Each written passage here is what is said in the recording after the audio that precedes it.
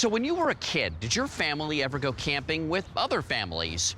There was fishing and baked beans and ghost stories. Well, 100 years ago, a group of friends did the same thing. But instead of going camping with the family from across the street, these camping buddies were some of the greatest inventors and innovators in history. And while technically they were camping, they weren't exactly roughing it. Camping? More like glamping. According to the U.S. Census Bureau, 94.6% of America's landmass is classified as rural open space, which means it's not so hard to get away from it all. In the early 1900s, even Henry Ford got the itch to get away from it all.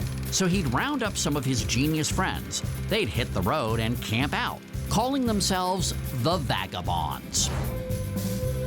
I trekked through the backwoods of Greenfield Village at the Henry Ford with curator of transportation Matt Anderson to learn more about these vagabond trips. I could wait until vocabulary, but I'd rather know now. What's a vagabond? Vagabond is kind of a carefree, happy-go-lucky wanderer.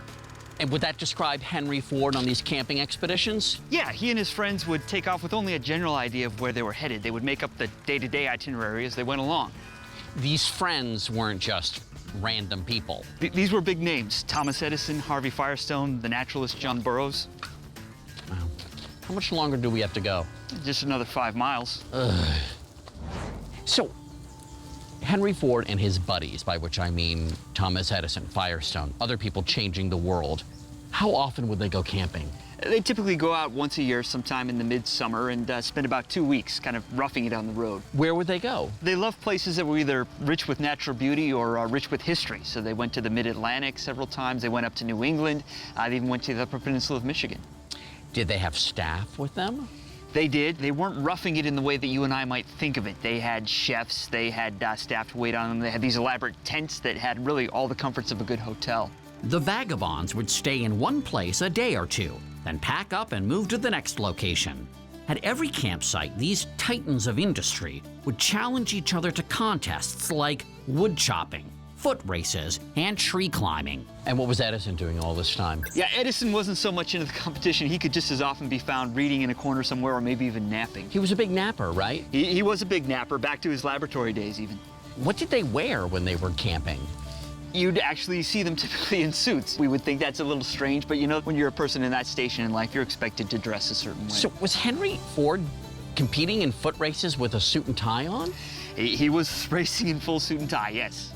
The annual Vagabond trips got bigger and bigger each year. The wives started coming along.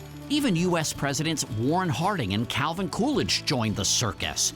Which is what it was, because the press followed these trips wherever they went. And these were very creative people whose minds were always at work. They were, and you know, I don't think they ever really stopped working. Their minds were always going, 100% thinking about the next innovation. So to get away in a new environment really was important for them to help them recharge. In fact, a lot of Ford's co-workers would remark how he was like a new man, sort of a refreshed individual after he got back from these trips. Right.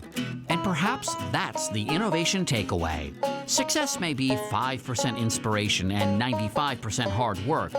But if a long nap was the key to Thomas Edison's genius, well then, it's good enough for me. Mo, we got a show to do. Come on.